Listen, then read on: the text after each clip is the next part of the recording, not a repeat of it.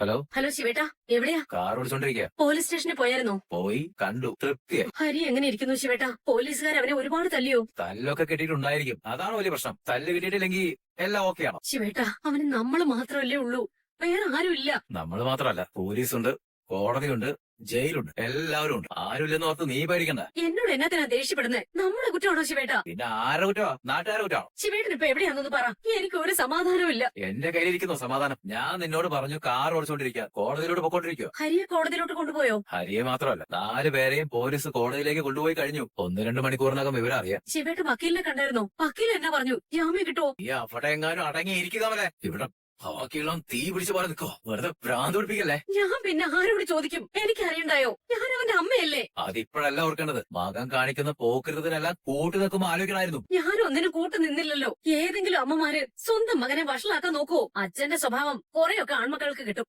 അതിന്റെ ഇതെല്ലാം ആണ്. സമ്മതിച്ചു, വെച്ചിട്ട് പോ. മകൻ തോന്നിയ വഴിക്ക് പോയാലും മകള് തെറ്റ് കാണിച്ചാലും അമ്മയ്ക്കാ കുറ്റം. നല്ല നീതി ന്യായം. ഹലോ, സ്റ്റാർട്ട് ചെയ്തു. ജയിലിൽ പോന്നോ? എടാ പറയണ്ട നേരത്തെ. എടാ അമ്മമാർ ഇറങ്ങി. പിള്ളേരെ എല്ലാവരും പോടാ, വണ്ടി അവിടെ നിർത്ത്. എല്ലാവരും വാ, അമ്മാരി പറ്റൂ.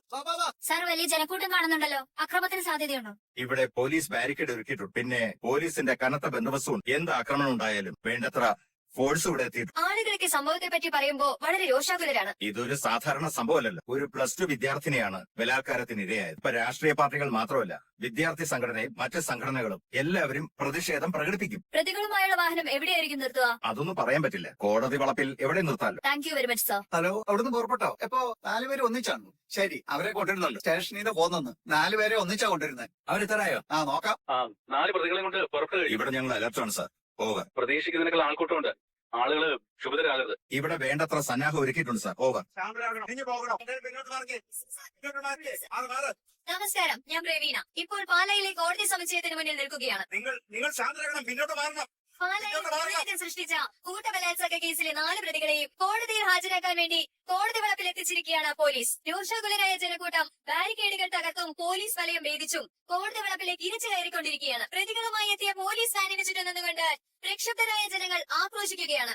അവരെ ഞങ്ങൾക്ക് വിട്ടുതരൂ, അവരെ ഞങ്ങൾക്ക് വിട്ടുതരൂ എന്ന്. സാറേ, എല്ലാരും കൂടി ഇതിനകത്തോടെ ഇരച്ചു കയറും. കേറട്ടാ, നിനക്കെന്നെ പേടിയാവുന്നുണ്ടോ? അവരുടെ കയ്യിലോട്ട് നിന്നെയൊക്കെ കിട്ടണം. മീൻമുള്ളു പോലെ എന്തെങ്കിലും ബാക്കി കിട്ടിയായി. സാറേ, ഇതൊന്ന് അഴിച്ചു വെക്കി. എല്ലാരും കൂടി ആക്രമിച്ച ഓടി രക്ഷപ്പെടാൻ പോലും പറ്റത്തില്ലല്ലോ. ഓടി രക്ഷപ്പെടാനോ? നാട്ടുകാരും വണ്ടിക്ക് തീയിട്ടാലും ശരി, നിന്നെ അഴിച്ചു കൊടുത്തില്ല. സംഗതി കുഴപ്പമൊന്നും തോന്നല്ലോ. പോലീസ് ഉണ്ടല്ലോ, പിന്നെ കോടതി കെട്ടിടല്ലേ, പേടിക്കേണ്ട കാര്യമൊന്നുമില്ല. എല്ലാവരും പിരിഞ്ഞു പോണം, പിന്നോട്ട് മാറ്.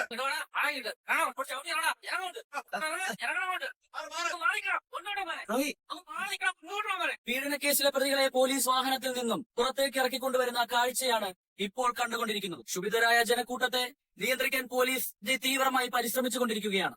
പ്രതികൾ ഓരോരുത്തരെ പുറത്തേക്ക് വരികയാണ്. കോടതി കയറ്റിയെന്ന് തോന്നുന്നു. നമുക്ക് ഇറങ്ങിച്ചല്ലോ, വക്കീലിനെ കാണണ്ടേ? നിങ്ങളൊരു കാര്യം ചെയ്യും, ക്യാൻഡിൽ കാണാം. നിങ്ങൾ ഞാൻ എവിടെയെല്ലാം നോക്കിയപ്പോഴാണോ വരുന്നത്? ഞങ്ങൾ പോലീസ് സ്റ്റേഷൻ ഉണ്ടായിരുന്നു. അവിടെ നിന്ന് ഇറങ്ങിയപ്പം ഭയങ്കര ട്രാഫിക്. 4 പേരെയും കോർട്ട് ഹാളിലേക്ക് കയറ്റി നിർത്തി വരാന്തയിൽ നിർത്താൻ വയ്യ. ഭയങ്കര ശല്യം. പുറകിൽ നിന്നുകൊണ്ട് ഇടിക്കുന്നു, മാന്തും, കമ്പ് കൊണ്ട് കുത്തുന്നു. നമ്മുടെ പിള്ളേരോ? പിന്നല്ലാതെ ഒരുത്തൻ സ്റ്റമ്പ് കൊണ്ട് ചുറ്റി നടക്കുക. പോലീസ് പിന്നെ ബെയില് കിട്ടുന്ന കാര്യം ഒരു രക്ഷയിൽ ആലോചിക്കണം. പോലീസ് പോക്സോ കൊണ്ടാ വന്നേ. പെൺകുട്ടിക്ക് പ്രായം 18 കഴിഞ്ഞു. പക്ഷെ മുൻപും പീഡിപ്പിച്ചിട്ടുണ്ടെന്ന്. അപ്പൊ ജാമ്യം തീരെ പ്രതീക്ഷിക്കണ്ടേ? അത് ഞാൻ ആദ്യമേ പറഞ്ഞായിരുന്നല്ലോ. പക്ഷെ നമുക്ക് സ്ട്രോങ് ആയിട്ട് അപ്പീൽ 30 ദിവസം കാത്തിരിക്കേണ്ടി വരില്ല. നമുക്ക് അതിനു മുമ്പേ ഇറക്കാം. നിങ്ങൾ സ്ട്രോങ് ആയിട്ട് നിന്നാ മതി. ഇതിപ്പോ പീഡന കേസായതുകൊണ്ട് ഒന്നും വയ്യാത്ത അവസ്ഥയിലാണ്. സാറേ, ഇതൊക്കെ 2 ദിവസം കഴിയുമ്പോ ആളുകൾ അങ്ങ് മാർക്കും. 1 മാസം കഴിയുമ്പോ നിങ്ങളും മാറും. ഞങ്ങള് വക്കീലുമാര് മാത്രം ഓർത്തോളൂ. കാരണം അവധിക്ക് ഹാജരാക്കണമല്ലോ, അത് നിങ്ങൾ ഓർമ്മിപ്പിക്കണമല്ലോ. പിന്നെ ഫീസും കിട്ടണമല്ലോ. അവരിവിടെ കൊണ്ടുവന്നപ്പോ ഭയങ്കര ബഹളായിരുന്നെന്ന് ഫോണിൽ ഒരാൾ വിളിച്ചു പറഞ്ഞു. ചക്കപ്പഴം താഴെ പൊട്ടുമ്പോ കുറെ ഈച്ചകളെല്ലാം ഇടന്ന് പറന്നു വരും. അത് താനെ പറന്നു പോവുകയും ചെയ്യും. നിങ്ങൾ 2 പേപ്പറിൽ സൈൻ ചെയ്യാൻ. മേലുകാവ് മറ്റം പീഡന കേസിലെ 4 പ്രതികളെയും കോടതിയിൽ ഹാജരാക്കാൻ വേണ്ടി കൊണ്ടുവന്നിരിക്കുകയാണ്. അവരെ പോലീസ് വാഹനത്തിൽ നിന്നും പുറത്തിറക്കാൻ വേണ്ടി പോലീസ് ആൾക്കൂട്ടത്തെ ലാത്തിവീശി വിരട്ടുന്ന ദൃശ്യങ്ങളാണ് നിങ്ങളിവിടെ കാണുന്നത്. റബ്ബർ തോട്ടങ്ങളുടെ നാടായ പാല, റബ്ബർ പാലൊഴുകുന്ന പാലായെ നാണിപ്പിക്കുന്ന സംഭവങ്ങളാണ് ഇപ്പോൾ കേരളക്കരയാകെ ചർച്ചാ വിഷയമായിരിക്കുന്നത്. പാലായിലെ ഒരു ഉൾനാടൻ ഗ്രാമമായ മേലുകാവ് മറ്റത്തെ ആൾപ്പാർപ്പില്ലാത്ത വീട്ടിലേക്ക് ഒരു +2 വിദ്യാർത്ഥിനിയെ കൂട്ടിക്കൊണ്ടുപോയി 4 യുവാക്കൾ ചേർന്ന് ക്രൂരമായി കൂട്ടബലാത്സംഗത്തിന് ഇരയാക്കിയ സംഭവം മലയാളിയുടെ മനസ്സാക്ഷിയെ നടുക്കിയിരിക്കുകയാണ്. പോലീസ് 4 പ്രതികളെയും അറസ്റ്റ് ചെയ്ത് കോടതിയിൽ ഹാജരാക്കാനായി കൊണ്ടുവന്നിരിക്കുന്ന ദൃശ്യങ്ങളാണ് നമ്മളിപ്പോൾ കണ്ടുകൊണ്ടിരിക്കുന്നത്. ദീപ, പ്രതികളെ കോടതി വളപ്പിൽ എത്തിച്ച ശേഷം എന്താണ് അവിടെ ഉണ്ടാവുന്ന പ്രതികരണങ്ങൾ? ഞാൻ ദീപ ഫ്രം പാല. ഞാനിപ്പോൾ പാലയിലെ കോടതി വളപ്പിലാണ് നിൽക്കുന്നത്. പോലീസ് വാനിൽ നിന്നും പ്രതികളെ പുറത്തിറക്കാൻ പോലീസ് പരിശ്രമിക്കുന്നു.